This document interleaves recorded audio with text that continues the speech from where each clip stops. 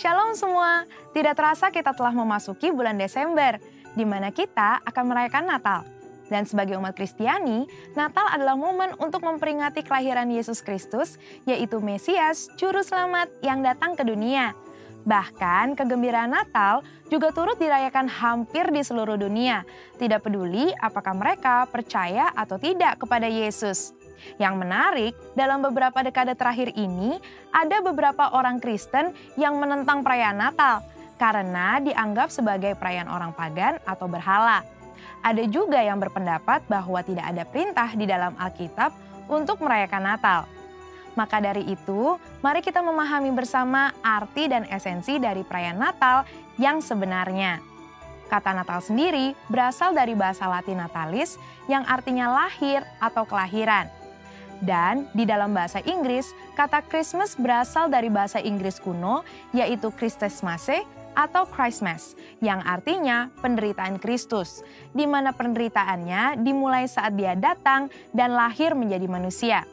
Hal ini menunjukkan bahwa memang Natal selalu berkaitan dengan kelahiran Yesus Kristus ke dunia sebagai manusia. Beberapa orang Kristen yang menolak perayaan Natal berpendapat bahwa Natal adalah perayaan pagan yang dimulai pada tahun 274 Masehi oleh orang-orang Romawi untuk menghormati matahari dan Saturnus pada titik balik matahari di musim dingin yang umumnya jatuh pada tanggal 25 Desember.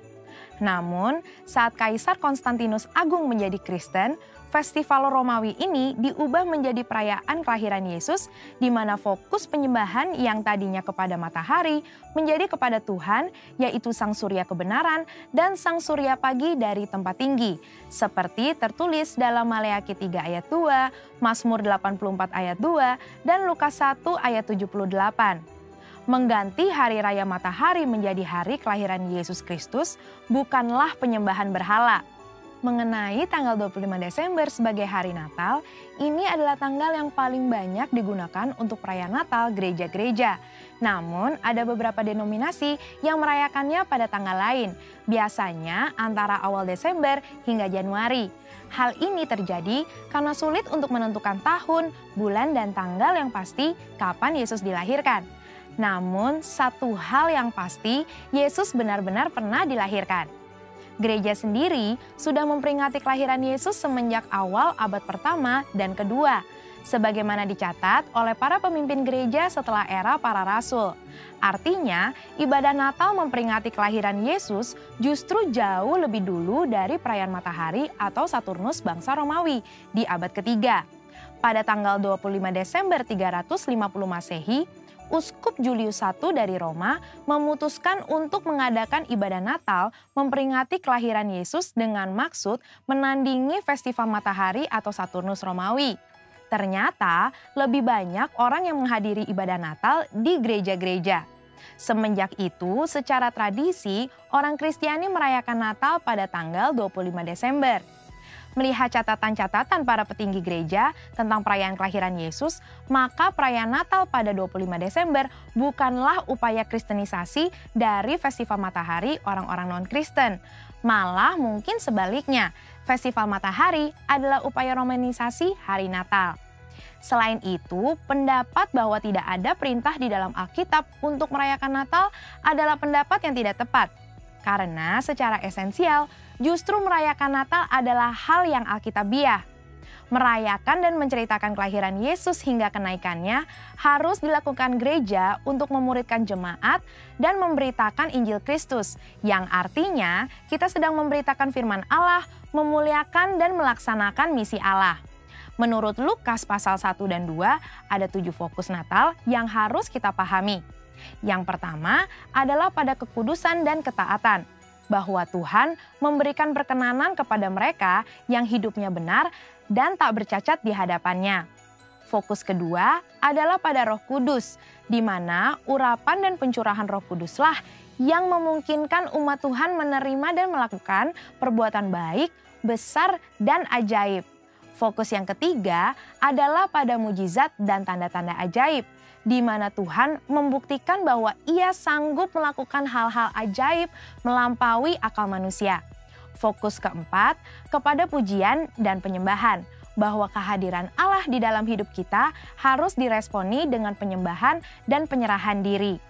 Fokus yang kelima adalah pada keselamatan bagi semua bangsa, di mana kedatangan Yesus Kristus adalah bagian dari rencana keselamatan Allah bagi dunia. Fokus yang keenam yaitu pada Bapa di surga yang setia pada setiap janji yang Ia buat dengan manusia.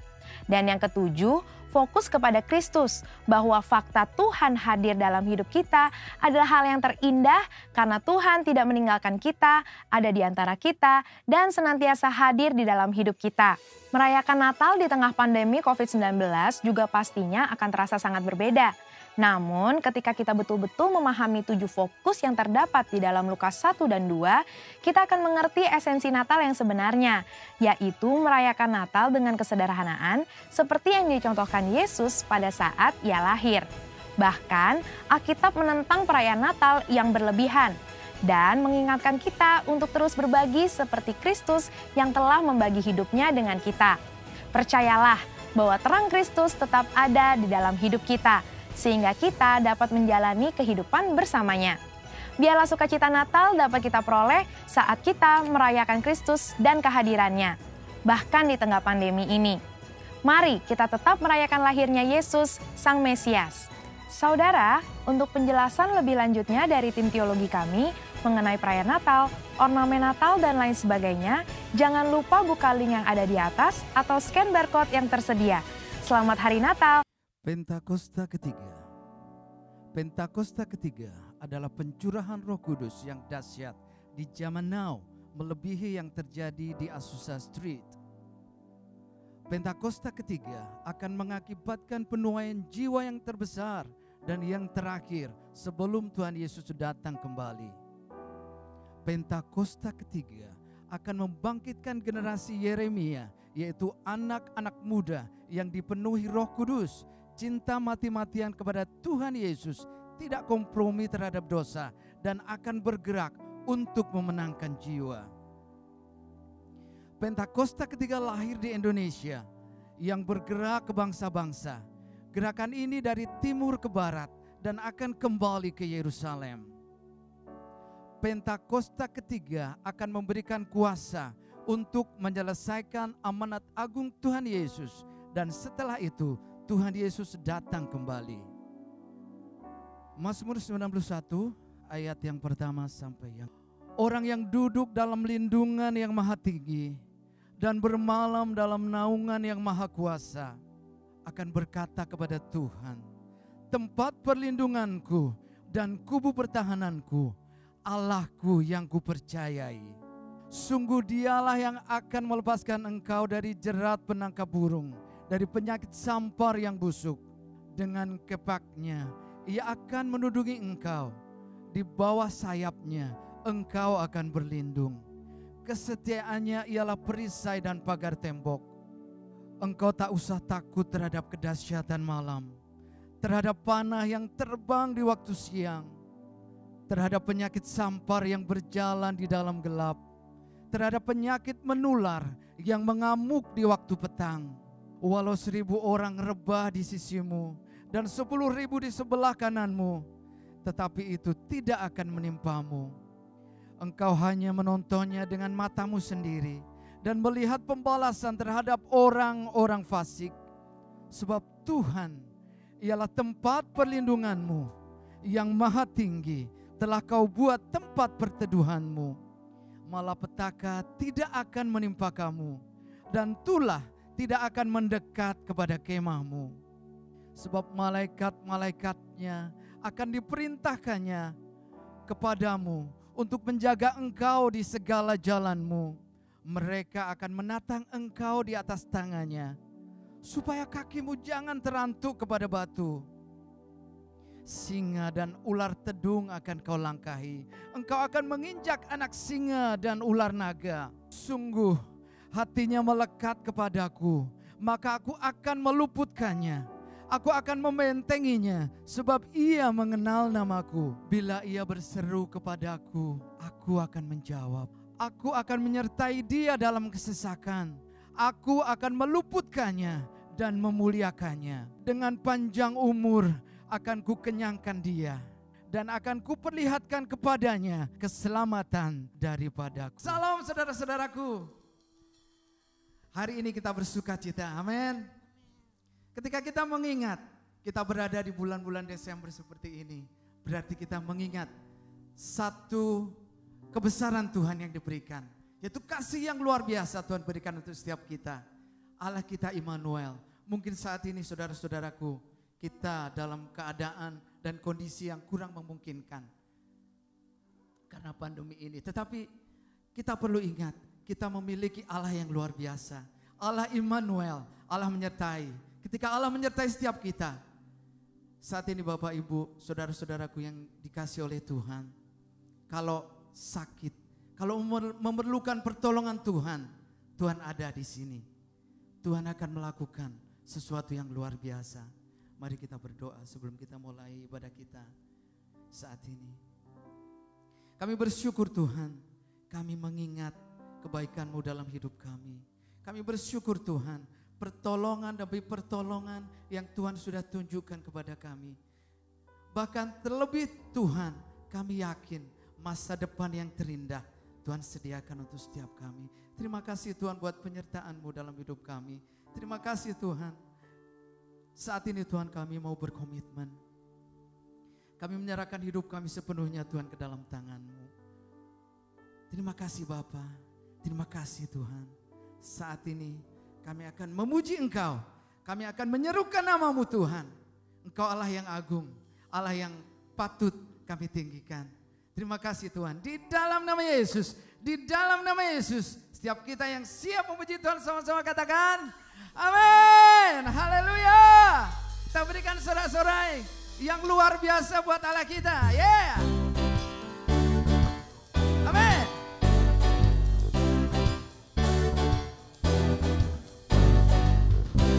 Yeay. Kasih yang begitu besar diberikan untuk setiap kita. Kasih yang begitu besar, lebih kuat dari dosa. Kasih yang menemukanku, selamatkan dan pulihkanku. Katakan sama-sama, ku naikkan syukurku.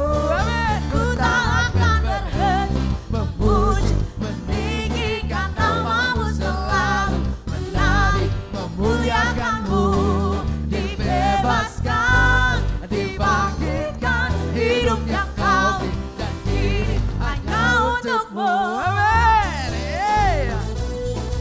Kita bersuka cita sebab Dia Allah kita begitu besar. Yeah.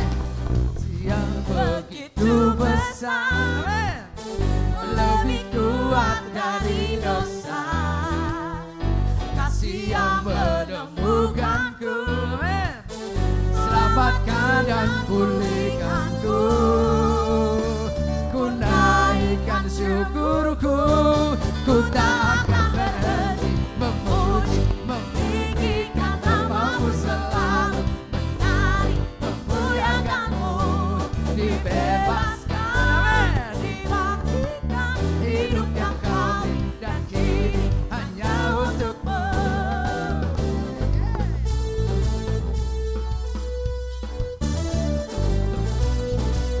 Hey, haleluya.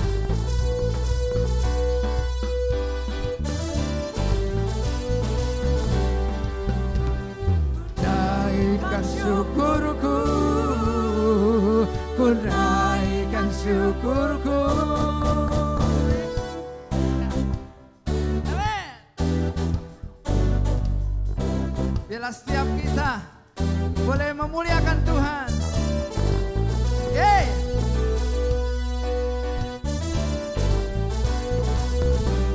Ku tak akan berhenti memuji, meninggikan nama-Mu selalu, menari, memuliakan-Mu, dibebaskan, dibangkitkan, hidup yang Kau beri dan kini hanya untuk-Mu, hidup yang Kau beri dan kini hanya untuk-Mu, hidup yang Kau beri dan kini hanya untuk-Mu. Haleluya. Haleluya. Tuhan. Kami tahu Tuhan, ketika Tuhan izinkan kami mengalami sesuatu dalam hidup kami, mungkin itu menyakitkan Tuhan, mungkin itu tidak sesuai dengan apa yang kami ingini. Tapi satu hal yang kami patut percayai, Engkau tidak pernah meninggalkan kami Bapa. Terima kasih Tuhan. Bahkan setiap kami Tuhan ada di dalam pikiran-Mu Tuhan. Terima kasih Tuhan. Terima kasih kalau kami memiliki Allah yang luar biasa, mengasihi kami Tuhan. Terima kasih.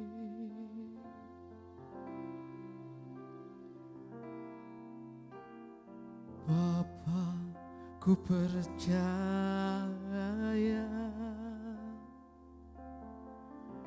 ku selalu di pikiran-Mu.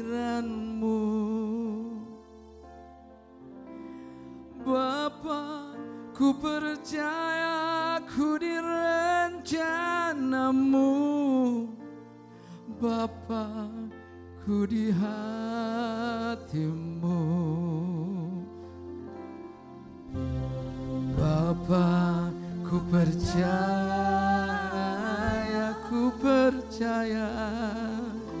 ku selalu di pikiran-Mu.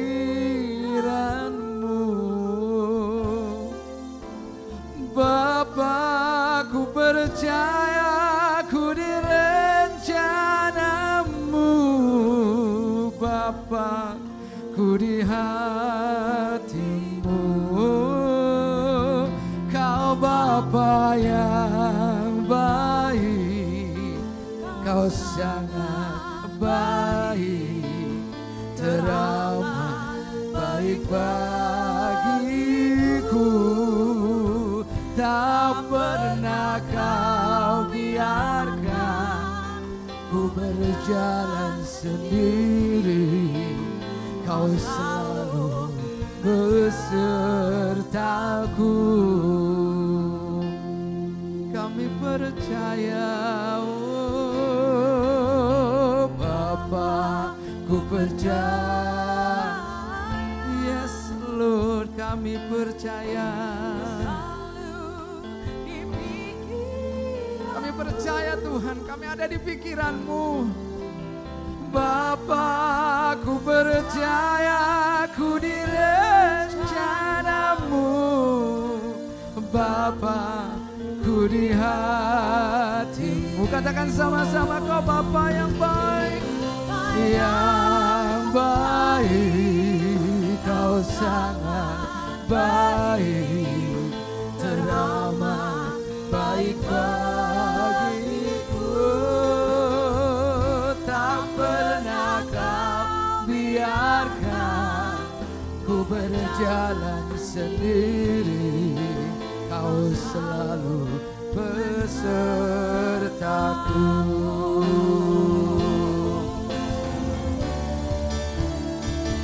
Kau Bapa yang baik, Kau sangat baik, teramat baik bagiku.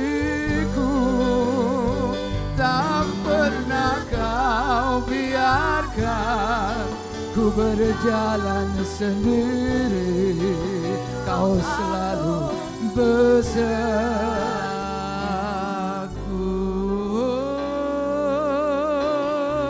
Sembah Dia, sembah Dia, Allah yang besar.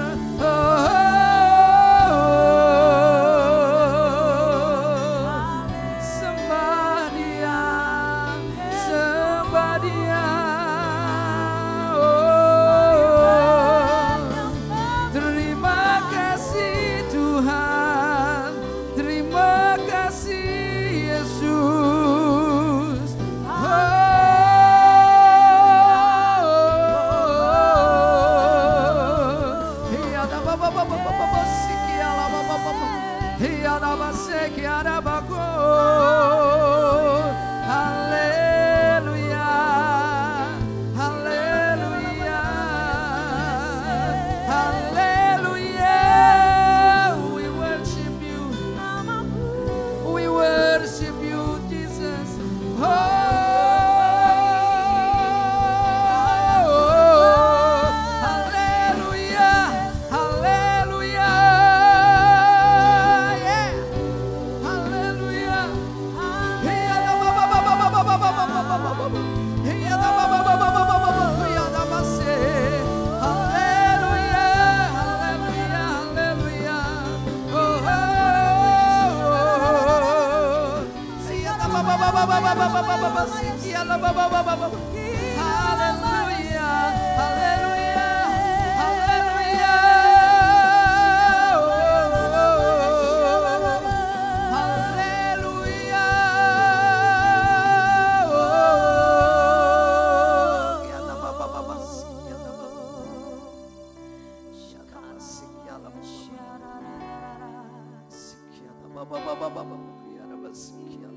Terima kasih Yesus. Penuhi hatiku, yes, amen. Inilah doa kami Tuhan. Inilah doa kami Tuhan. Penuhi kami dengan kehadiran-Mu Tuhan. Kami rindu Tuhan. Memandang wajah-Mu oh Tuhan, di dalam kekudusan-Mu. Bawaku dekat, bawa kami dekat Tuhan dalam hati-Mu. Dalam hati-Mu, yes Lord. Ku rindu mendengar suara-Mu oh Tuhan, di tempat kudus-Mu sekarang. Oh, ku rasakan kasih-Mu dan indahnya kekudusan-Mu. Penuhi dengan kasih-Mu, diam di hadirat-Mu.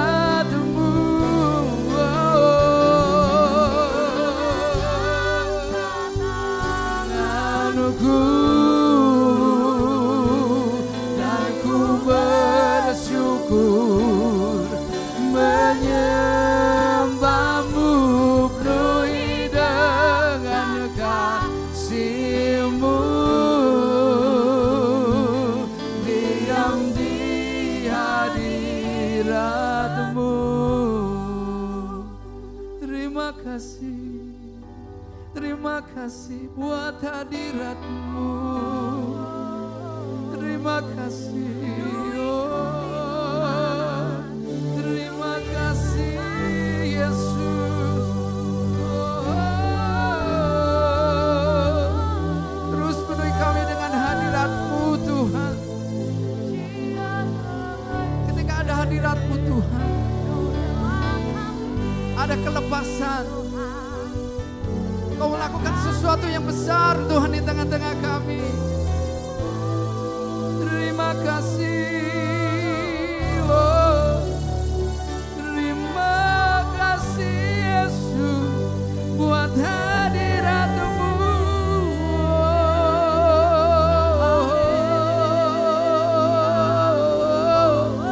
Terima kasih Tuhan.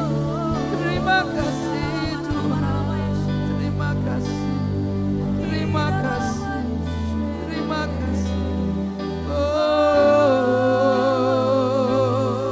terima kasih, terima kasih, terima kasih, terima kasih. Kiara Bapa, Kiara Bapa, Kiara Bapa. Ku rasakan kasih-Mu dan indah Kekudusan-Mu penuhi dengan kasih-Mu,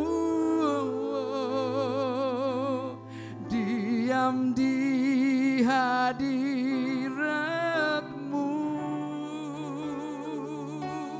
Ku mengangkat tanganku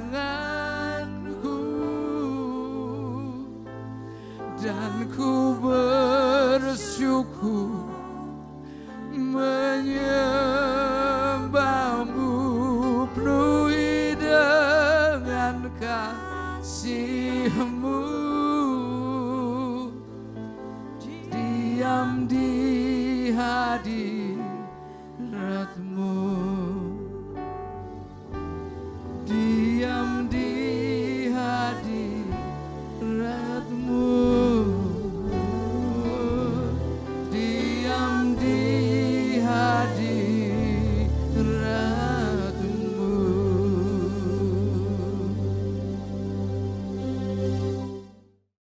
Kami bersyukur untuk penyertaan-Mu yang sungguh luar biasa dalam kehidupan kami, membuktikan bahwa Immanuel tidak pernah ingkar janji. Tuhan kami adalah Tuhan yang sama, dulu, sekarang, sampai selama-lamanya. Kami nggak usah khawatir menghadapi hari esok. Rencana yang baik pasti Kau siapkan bagi kami yang mengasihi-Mu. Bicara melalui firman-Mu pada saat ini, biar kebenaran-Mu memberikan kekuatan dan mengubahkan kehidupan kami. Demi nama Yesus, kita semua yang siap diberkati sama-sama katakan, amin. Puji Tuhan, salam dan sejahtera buat kita semua. Suatu kehormatan boleh dipercayakan untuk melayani GBI Taman Modern. Saya berterima kasih kepada Bapak Pendeta Adi Lorencia, Bapak Pendeta Andi Rosadi. Saya berterima kasih juga kepada seluruh diaken dan diakonis GBI Taman Modern dan seluruh pengerja dan jemaat GBI Taman Modern. Kami ucapkan selamat Natal dan Tahun Baru. Tetap terus maju di dalam Tuhan dan tetap semangat walaupun masa-masa ini belum berakhir. Kalau kita semangat, pasti kita sanggup untuk melewati masa-masa yang tidak bersahabat, sebab Tuhan selalu bersahabat buat kita. Amin. Baik, kalau kita semua senang dengan sebuah judul khotbah, saya bikin khotbah saya dengan tema tetap produktif di masa pandemi COVID-19. Dunia sebagian besar melockdown rakyatnya, membuat mereka harus bekerja dari rumah, beraktivitas di rumah, anak-anak sekolah di rumah, membatasi semua pergerakan. Tapi jangan sampai karena kita dibatasi membuat kita tidak produktif. Justru masa-masa pandemik inilah kita harus mengambil keuntungan di musim ini, sehingga ketika musim ini berlalu, kita sudah mengalami upgrading, kita sudah ada di level yang lebih baik. Jangan sampai masa pandemik ini mengambil keuntungan buat kita. Itu sebabnya Tuhan memberikan pada kita talenta dan kemampuan untuk kita kembangkan. Ada 3 alasan kenapa Tuhan memberikan kemampuan, kenapa Tuhan memberikan talenta, kenapa Tuhan memberikan skill. Yang pertama, tujuan Tuhan memberikan skill, talenta agar kita bisa mencari nafkah. Dengan karunia saudara bernyanyi, main musik, saudara bisa cari nafkah. Dengan talenta saudara dagang, saudara bisa cari nafkah. Dengan talenta saudara bahkan bahasa, communication, desain, dan sebagainya, Anda bisa mencari nafkah. Tujuan kedua, Tuhan memberikan talenta kepada kita agar kita gak perlu jadi benalu buat hidup orang lain, agar kita jangan jadi peminta-minta. Untuk sementara waktu kita disupport sama orang tua karena masih sekolah, that's fine, gak ada masalah. Untuk sementara waktu kita masih disupport sama orang lain karena kita baru saja bangkrut, is okay. Tapi bukan untuk selamanya kita bergantung sama orang lain. Itu sebabnya Tuhan memberikan kepada kita talenta, kemampuan atau skill agar kita bisa berdiri di atas kaki kita sendiri. Tujuan yang ketiga, Tuhan memberikan talenta atau kemampuan agar kita bisa jadi berkat buat orang lain. Dengan karunia saudara dagang, saudara bisa ngajarin orang berusaha atau dagang, akhirnya menciptakan lapangan pekerjaan. Dengan karunia saudara masak, saudara bisa ngajarin ibu-ibu, akhirnya ibu-ibu tersebut bisa masak lebih nyaman lagi di rumah dan membuat suami dan anak-anak betah dan kerasan di rumah.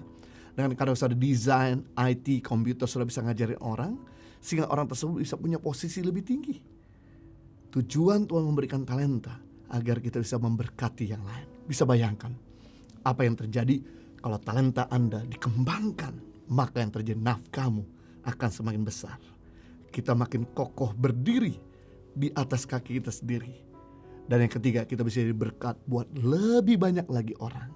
Nah, kita belajar sekarang bagaimana kita tetap produktif walaupun kita sekarang ini dibatasi. Yang pertama, kita harus terus melekat pada pokok. Kita harus melekat pada sumber. Yohanes pasal 15 ayat 5. Yesus memberikan analogi bahwa akulah pokok anggur dan kamu ranting-rantingnya. Barang siapa tinggal dalam aku dan aku dalam dia, ia berbuah banyak. Sebab di luar aku, kamu tidak dapat berbuat apa-apa. Yesus mengajarkan sebuah analogi bahwa dialah pokoknya dan kitalah carangnya. Dialah sumbernya, kita rantingnya. Memang yang didekati burung makhluk hidup ada ranting. Karena ranting berbunga, berbuah, berdaun. Tapi seandainya ranting tersebut merasa bahwa dia bisa berdiri tanpa sumber, dia lepas daripada pokoknya, maka ranting tersebut lama-kelamaan akan kering dan segera mati. Namun sebaliknya, sekalipun ranting itu gundul, gak produktif, tapi kalau dia dicangkokkan pada sumber, maka ranting tersebut akan produktif, berbunga, berbuah, dan berdaun. Mungkin Anda merasa bahwa saya lahir dari keluarga tidak berada, saya bukan orang yang fasih bicara, saya bukan orang yang pintar di generasi. Tapi saya beritahu, selama engkau nempel pada sumber yang tepat, maka engkau akan tetap produktif. Sebaliknya, mungkin Anda merasa bahwa Anda adalah orang yang mampu, Anda dilahirkan dari keluarga yang berada, Anda fasih bicara, Anda mungkin merasa bahwa Anda pintar, Anda tidak butuh Tuhan, maka lama-kelamaan Anda tidak lagi jadi produktif. Kita bisa melihat di dalam Alkitab, ada begitu banyak tokoh-tokoh di mana latar belakang mereka adalah orang-orang yang punya latar belakang buruk. Mereka bukan orang-orang yang hebat. Mereka adalah orang-orang yang punya karakter bahkan parah. Tapi karena kedekatan pada sumber yang tepat, itu Tuhan, membuat mereka menjadi orang-orang yang berubah, membuat mereka jadi orang-orang yang powerful, menjadi orang-orang yang dipakai Tuhan. Saya teringat dengan Yusuf, dibesarkan dari keluarga disfungsional. Bapaknya punya istri 4, dibenci oleh kakak-kakaknya, dijual jadi budak oleh saudaranya, dipenjarakan karena difitnah, diabaikan dan dilupakan sama orang-orang di mana dia pernah berbuat baik. Tapi karena kedekatan Yusuf sama Tuhan, membuat Yusuf punya hikmat melebihi orang-orang di zamannya. Sampai semua orang tidak mampu menerjemahkan mimpi Firaun, hanya Yusuflah yang bisa menerjemahkan. Biasanya lulusan S3, S2, S1 yang jadi Perdana Menteri. Tapi Yusuf dibatasi, tidak sempat kuliah, ada dalam penjara, bahkan ngalami pasar budak, sumur kering, bahkan juga difitnah, dipenjarakan. Tapi kedekatan Yusuf sama Tuhan membuat Yusuf tetap produktif, menjadi Perdana Menteri atas negara adikuasa itu Mesir. Berikutnya adalah Musa. Siapa dia? Anak budak Yahudi, mantan pembunuh, tidak fasih bicara. Tapi karena kedekatan Musa sama Tuhan, sampai Musa itu berpuasa 40 hari 40 malam, membuat Musa menjadi manusia yang paling lemah lembut di muka bumi. Membuat Musa menjadi seorang nabi yang paling spektakuler bagi bangsa Israel. Jadi kalau sampai hari ini kita tanya sama orang Yahudi, nabi terbesar mereka adalah bukannya Zakaria, bukannya Yeremia, tapi Musa. Musa kalau lakukan mujizat, hal-hal yang aneh-aneh, berjalan di atas air yang kering, dia berjalan di atas laut yang kering, di mana dia mengeluarkan air dari gunung batu, di mana dia bisa menurunkan mana dari surga, mengubah air pahit yang gak bisa diminum menjadi air bisa diminum. Wah, aneh-aneh. Ternyata Musa bisa melakukan semua itu karena dia punya hubungan yang intim sama Tuhan, dan Tuhan pakai beliau. Berikutnya adalah Daud. Siapa dia? Anak gembala kambing domba. Tidak dianggap anak oleh keluarganya, dijadikan pembantu oleh keluarganya. Bahkan dia juga pernah berzina, dia membunuh suami orang. Tapi kemudian kedekatan Daud sama Tuhan, pertobatan Daud sungguh-sungguh kepada Tuhan, menjadikan Daud jadi pahlawan perang. menjadikan Daud raja Israel yang paling dihormati, raja Israel paling terbesar sampai hari ini. Kalau kita ketemu orang Yahudi, raja terbesar mereka adalah Daud. Dan dari Daud lahirlah sang juru selamat. Haleluya. Mungkin kita punya latar belakang buruk, dosa kita begitu banyak. Mungkin kita adalah orang yang tidak pandai bicara. Mungkin kita adalah orang yang tidak pintar. Mungkin kita orang yang banyak sekali buat kesalahan yang fatal. Tapi selama kita meninggalkan masa lalu kita, kemudian kita sungguh-sungguh dalam Tuhan, bergaul intim sama Tuhan, maka dari kita akan lahir hal-hal yang mulia. Daniel, siapa dia? Tawanan perang, dibenci oleh sekelilingnya. Tapi sekalipun Daniel berada di pembuangan, dibatasi, dia menjadi seorang tawanan. Ketika dia berdoa sehari 3 kali kepada Tuhan, membuat Daniel memiliki hikmat 10 kali lebih cerdas daripada orang-orang di zamannya. Semua orang di dalam Babel tidak mampu untuk menerjemahkan mimpi Raja Nebukadnezar, justru Daniel lah yang mampu menerjemahkan mimpi. Luar biasa, membuktikan bahwa lockdown, dibatasi, nggak membuat kita menjadi bantet, tapi membuat kita bisa produktif. Berikut ya, Petrus. Siapa dia? Nelayan miskin, pengecut, sombong. Bukan cuma nyangkal Yesus, tapi mengutuk Yesus sampai 3 kali. Tapi kemudian ketika dia bergaul sama Tuhan, diubahkan menjadi rasul yang paling berani.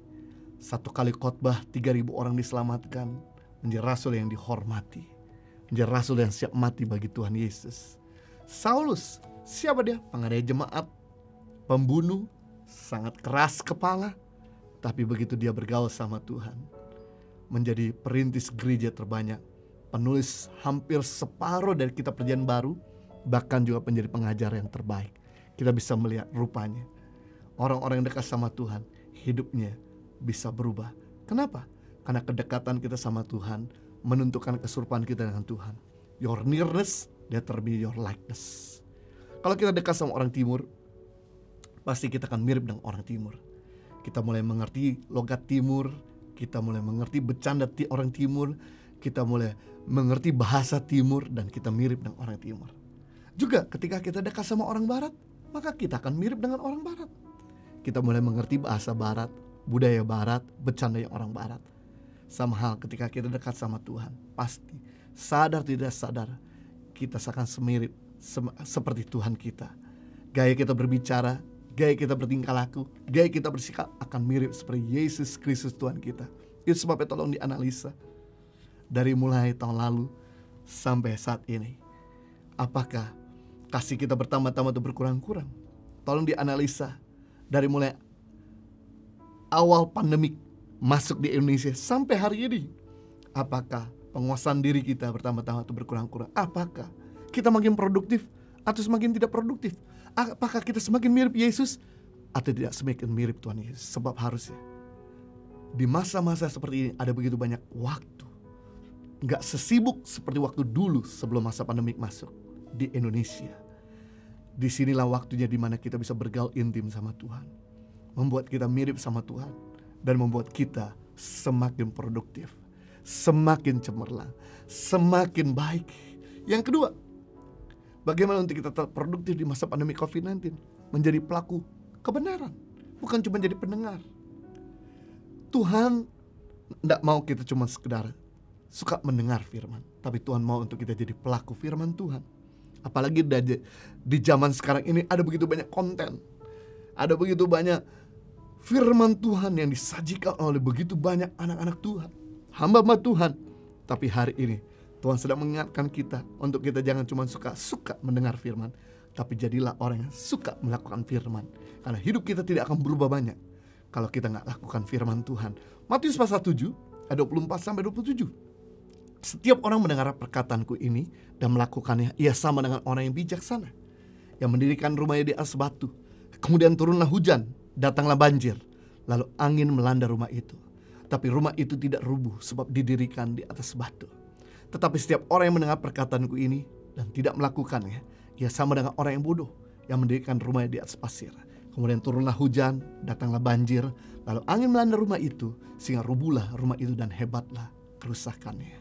di mana Yesus mengajarkan ada 2 golongan murid Kristus. Golongan murid Kristus yang pertama adalah golongan murid yang bijaksana. Dia adalah orang yang mendengar firman Tuhan dan melakukannya. Ya, sama dengan orang membangun rumahnya di atas batu karang. Sehingga datanglah hujan, datanglah banjir, datanglah angin, maka rumah itu tetap kokoh berdiri. Golongan murid Kristus yang kedua yang Yesus ajarkan adalah golongan murid yang bodoh. Adalah golongan murid yang mendengar firman Tuhan tapi tidak melakukannya. Ya, sama dengan orang yang membangun rumahnya di atas pasir. Ketika 2 golongan murid Kristus ini membangun organisasinya, pelayanannya, keluarganya, bahkan apapun yang mereka kerjakan kelihatan spektakuler, sama-sama kelihatan marvelous, sama-sama kelihatan megah, sama-sama kelihatan luar biasa. Kita gak pernah tahu dari mana bangunan ini materialnya berasal sampai datang masalah. Firman Tuhan dikatakan masalah yang pertama yang datang yaitu hujan. Bicara soal masalah dari atas, masalah orang yang lebih tua, masalah dari pemimpin, masalah dari kemampuan kita datang. Yang kedua, datanglah angin, masalah sekeliling, masalah dari orang-orang terdekat dengan kita, orang-orang yang satu level dengan kita. Yang ketiga, datanglah banjir, bicara masalah dari bawah, orang yang lebih muda mungkin, pegawai kita. Ketika masalah itu datang dari atas, dari sekeliling dan dari bawah, kita bisa melihat mana murid yang bijak dan mana murid yang bodoh. Firman Tuhan berkata, murid yang bodoh boleh kelihatan pekerjaan yang spektakuler, tapi apa yang dikerjakan begitu datang masalah, maka hancur dan hebatlah kerusakannya. Kita gak pernah tahu kapan masalah itu datang, karena masalah gak pernah diundang, dia selalu datang. Yang kita perlu lakukan, pastikan kita membangun rumah tangga, usaha, karir, pelayanan kita di atas batu karang. Mungkin saja vaksin COVID-19 ditemukan. Kenapa disebut COVID-19? Karena muncul di tahun 2019. Bisa saja nanti COVID-35 muncul lagi, COVID-45 bisa keluar lagi. Di dunia, masalah akan selalu datang. Yang kita perlu lakukan adalah gak usah pusing masalah itu mau datang. Dia bisa datang apa saja selama kita membangun rumah tangga kita, pekerjaan kita, karir kita, usaha, pelayanan kita di atas batu karang, maka kita akan tetap kokoh dan solid. Hari-hari ini kita melihat ada begitu banyak organisasi, perusahaan, bahkan anak-anak Tuhan yang mengalami chaos karena mereka salah membangun. Mereka membangun hanya untuk kelihatan keren, pengen cepat, agar kelihatan hebat, tapi mereka bukan jadi pelaku kebenaran firman Tuhan. Kalau kita cuma tahu firman dan tidak melakukan, terus terang, iblis pun jauh lebih hebat. Dia usianya lebih panjang dari kita, lebih dari 6.000 tahun hidup di muka bumi ini. Dari malaikat di surga yang dibuang. Cuman masalahnya adalah iblis itu tahu firman tapi tidak melakukan firman. Kalau kita cuma tahu firman tidak melakukan, wow, gak ada bedanya sama si jahat itu. Itu sebabnya kita perlu belajar hari ini, jangan cuma jadi pendengar firman, tapi jadi pelaku firman. Karena gak ada orang yang kebal sama dosa. Orang-orang hebat dalam Alkitab bisa jatuh. Lucifer, malaikat termulia di surga, bisa jatuh dalam dosa. Adam, orang tersuci di dunia, bisa jatuh dalam dosa. Simpson, orang terkuat di dunia, bisa jatuh juga dalam dosa. Raja Salomo, orang terkaya di dunia pun bisa jatuh dalam dosa. Raja Salomo, orang paling bijaksana, penulis kitab Amsal, juga bisa jatuh dalam dosa. Daud, orang paling rohani di dalam Alkitab, juga bisa jatuh dalam dosa. Bayangkan, yang termulia, tersuci, terkuat, terkaya, paling bijaksana, yang paling rohani bisa jatuh. Apalagi kita. Mau gak mau kita hari-hari ini harus mendisiplinkan diri kita. Bukan cuma jadi pendengar, tapi jadi pelaku firman Tuhan. Kenapa? Karena kehidupan kita gak berubah banyak kalau kita gak lakukan firman. Ada begitu banyak orang percaya. Saya bisa ngalami open heaven, surga terbuka, langit terbuka, tapi disuruh mengampuni gak mau. Tahukah kata mengampuni artinya melepas? Kata tidak mengampuni artinya menahan. Berarti kalau kita melepaskan pengampunan, surga akan melepaskan anugerah. Tapi waktu kita menahan pengampunan, surga akan menahan anugerah. Kenapa langit berubah di tembaga, tanah berubah di besi? Apa yang kita kerjakan tidak ada hasil, apa yang kita doakan tidak pernah terjadi, karena kita tidak jadi pelaku firman Tuhan. Kehidupan kita akan berubah waktu kita bukan cuma jadi pendengar, tapi melakukan firman. Haleluya. Berikutnya, ada begitu banyak orang percaya saya bisa ngalamin financial upgrade, tapi disuruh nabur upgrade nggak mau. Gimana mungkin? Filosofinya adalah kalau kita nggak pernah nabur, kita nggak akan pernah nuai. Filosofinya adalah semakin kita banyak menanam, semakin kita bisa menarik. Sedikit kita nanam, sedikit kita bisa menarik. Seperti mesin dalam sebuah ATM. Kita nggak akan pernah narik uang di mesin ATM kalau kita nggak pernah deposit. Dan kita tidak akan pernah narik uang banyak di mesin ATM kalau kita nggak pernah nanam banyak. Sama halnya, kalau engkau pengen ngalamin finance upgrade di bulan ini, di tahun ini, mari nabur upgrade. Harusnya di tahun lalu atau di bulan lalu. Berarti kalau Anda pengen menuai upgrade di bulan depan dan tahun depan, mari nabur upgrade mulai hari ini. Karena kita gak mungkin bisa menuai upgrade kalau kita gak pernah belajar menabur upgrade. Pemberian kita selalu sama, dari minggu ke minggu, dari bulan ke bulan, dari tahun ke tahun. Kehidupan kita tidak akan berubah banyak kalau kita gak jadi pelaku. Sama, ada begitu banyak orang percaya saya bisa kurus di tahun ini, tapi disuruh puasa, disuruh diet, disuruh exercise, disuruh detox, gak mau. Bagaimana mungkin itu bisa terjadi kalau kita gak pernah lakukan sesuatu. Hari ini kita belajar untuk bisa produktif dan kuat di masa-masa yang tidak bersahabat. Jadilah pelaku firman Tuhan. Yang ketiga, untuk kita tetap produktif di masa pandemik, semakin berinovasi. Upgrade diri, jangan puas dengan keadaanmu. Roma 12 ayat 2, janganlah kamu menjadi serupa dengan dunia ini, tapi berubah oleh pembaruan budimu, sehingga kamu dapat membedakan manakah kehendak Allah, apa yang baik, yang berkenan pada Allah dan yang sempurna. Wow. Rasul Paulus sedang memberitahu untuk kita mengupgrade cara berpikir kita. Jangan sampai sama lagi dengan yang kemarin. Jangan sama lagi dengan dunia. Artinya, mari kita beat kemampuan kita kemarin. Mari kita taklukkan keberhasilan kita minggu lalu. Mari kita kalahkan kemenanganmu bulan lalu. Mari kita bisa kalahkan keberhasilan kita di tahun yang lalu. Kenapa? Karena yang canggih kemarin, hari ini belum tentu canggih. Yang mulia bulan lalu, hari ini belum mulia. Yang 5 tahun lalu paling jaya, hari ini belum tentu jaya. Karena akan muncul yang lebih baru lagi seperti handphone di tangan kita. Yang paling canggih hari ini 5 tahun lagi belum tentu canggih. Jadi musuh terbesar dalam kehidupan kita bukan orang di sebelahmu. Musuh terbesar dalam kehidupan kita bukan orang di depan kita, bukan orang di sekeliling kita, tapi musuh terbesar dalam kehidupan kita diri kita sendiri. Haleluya. Mungkin Anda berkata, Pak, kita lagi masa pandemi gini, mau berharap apa? Susah, semua serba gak jalan. Kita gak akan kayaknya bisa melewati masa-masa ini deh. Dapat keuntungan agak susah. Udahlah, kita terima aja nasib kita. Memang buat mereka yang gak mau melakukan inovasi, mereka akan berjalan di tempat.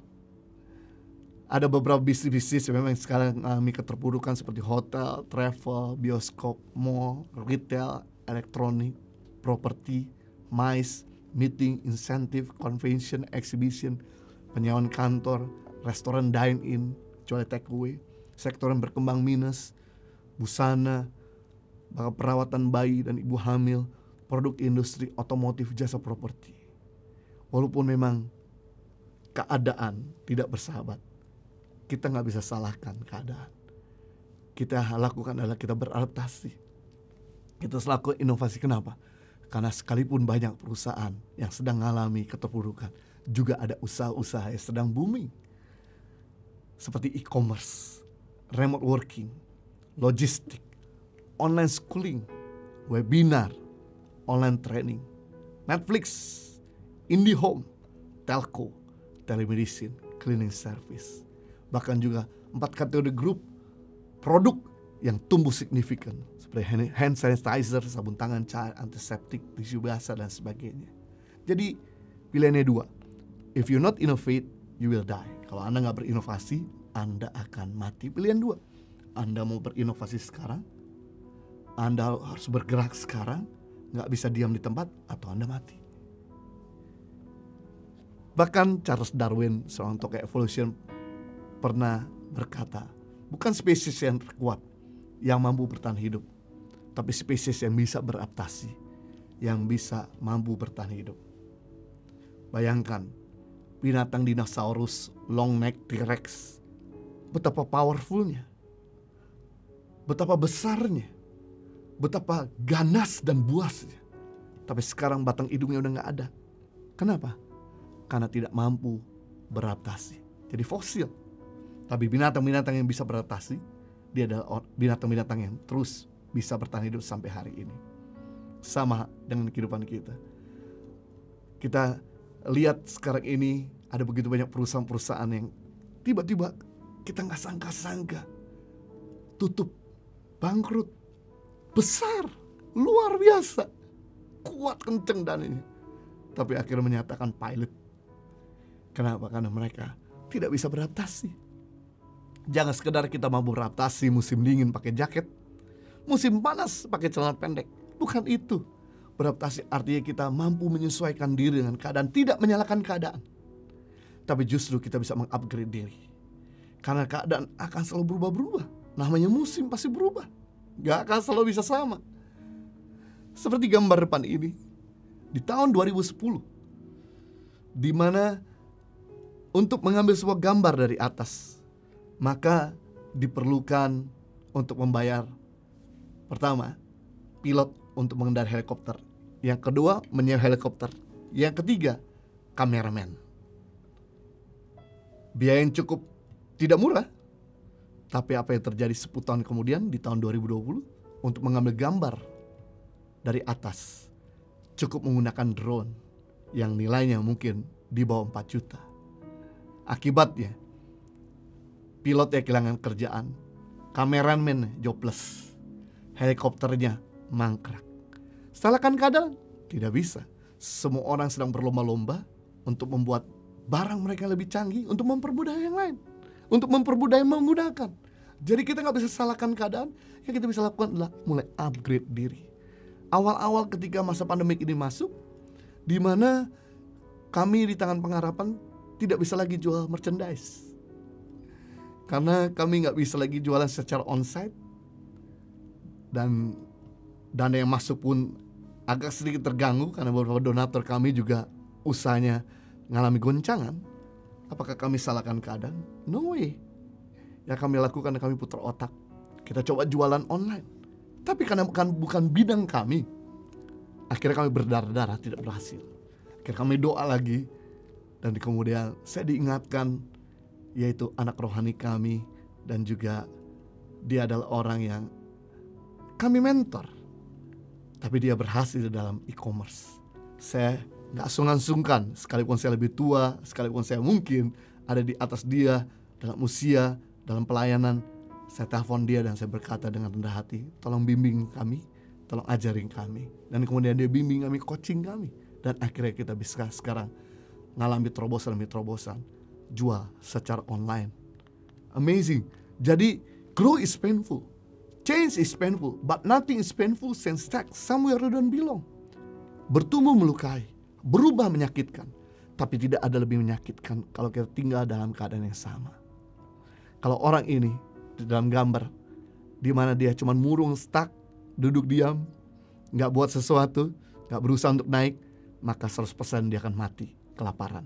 Tapi kalau dia berusaha untuk berjuang, untuk keruk tanah, untuk naik ke atas, maka 50-50. 50% dia akan hidup, 50% dia akan mati. Tapi kalau ada Tuhan, pasti Tuhan akan tolong, Tuhan pasti akan bantu. Jadi kita gak bisa hanya cuma mengandalkan keadaan, tapi kita harus menciptakan keadaan untuk bisa bersahabat dengan kita. Amazing. Yang keempat, terakhir, bagaimana kita tetap produktif di masa pandemik?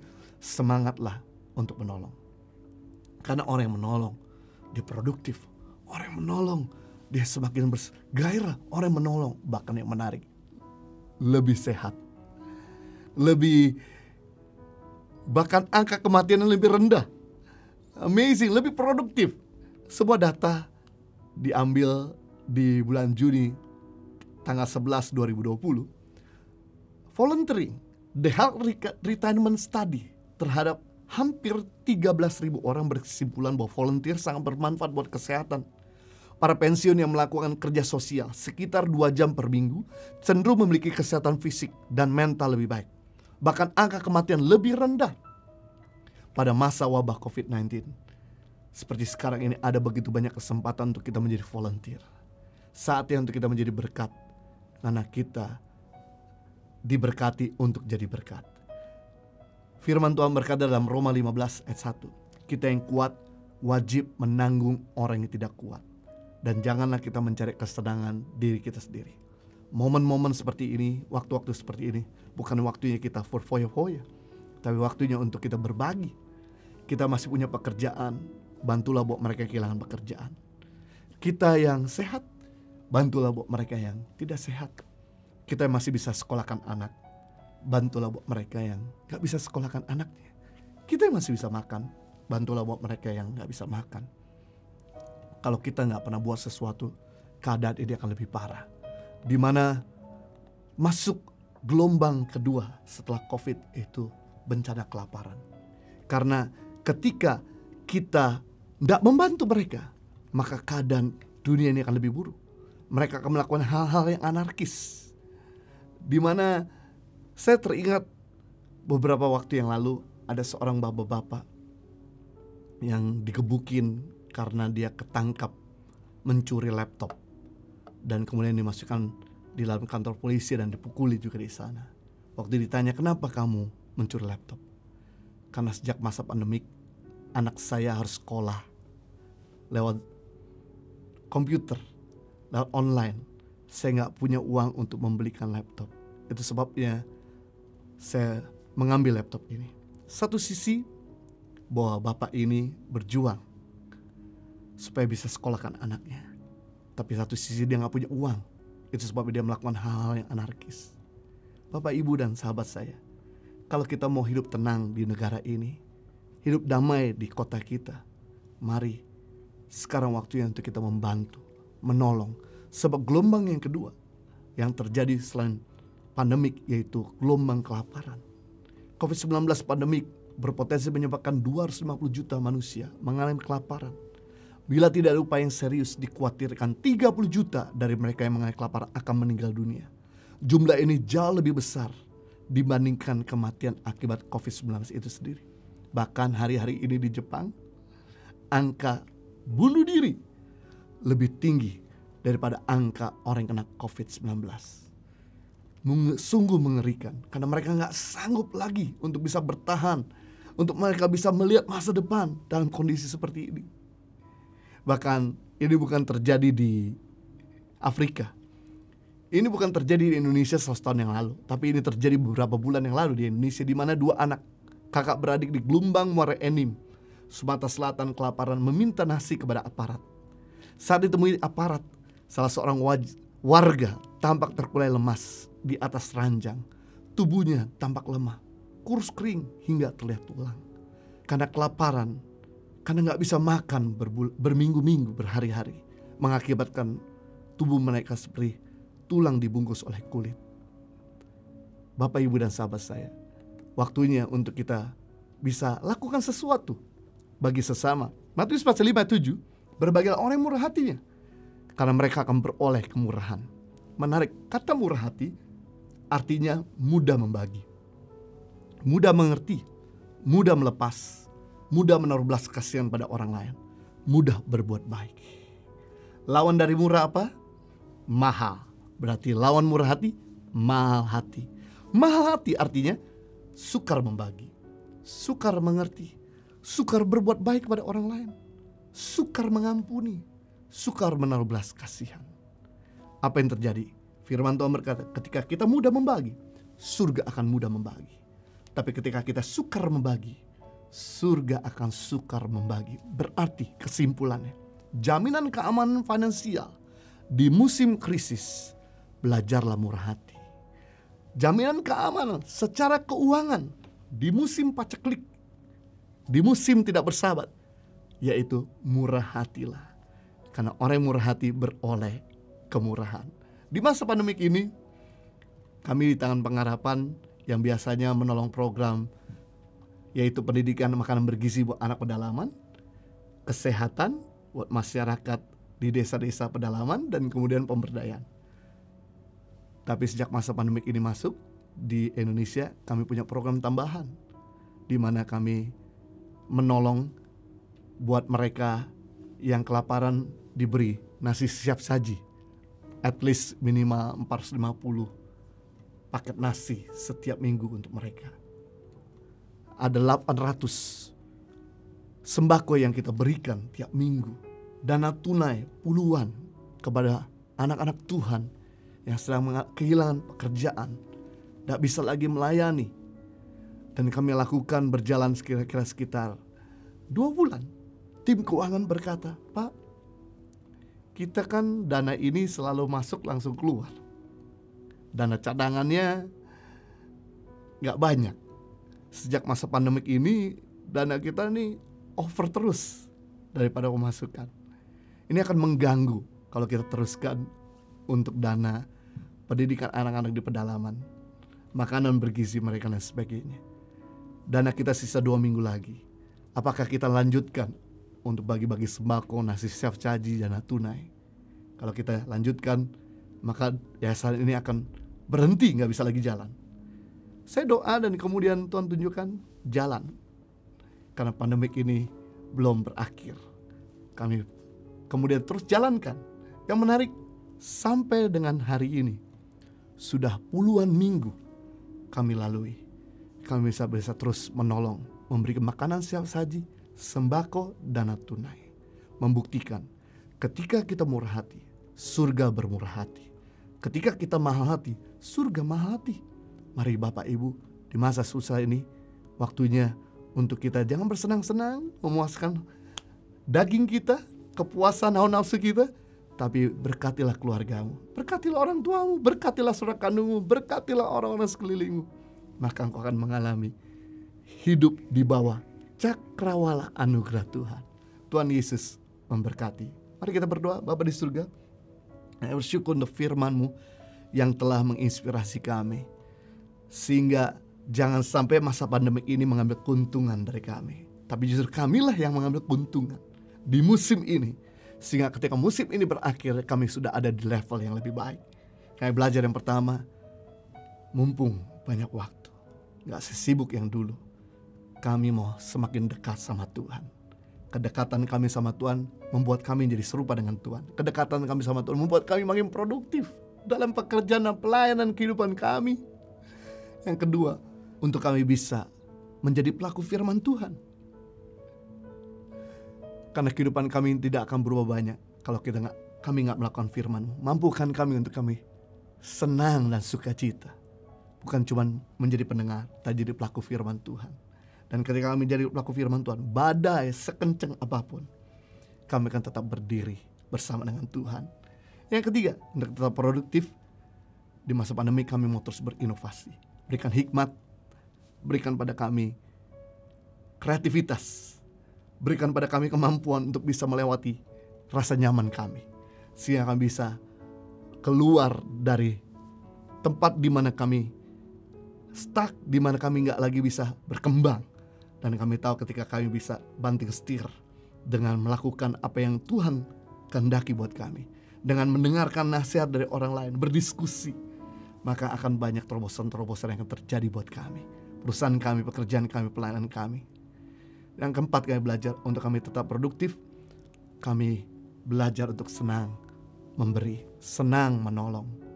Karena dengan demikian, bukan cuma orang lain diuntungkan, kami pun diuntungkan. Lebih sehat, lebih produktif, lebih semangat, lebih bergairah, bahkan juga makin diberkati. Sehingga kami boleh berjalan mulai sekarang sampai selamanya, from glory to glory, success to success, victory to victorious. Demi nama Yesus, kita semua sudah diberkati, sama-sama katakan amin.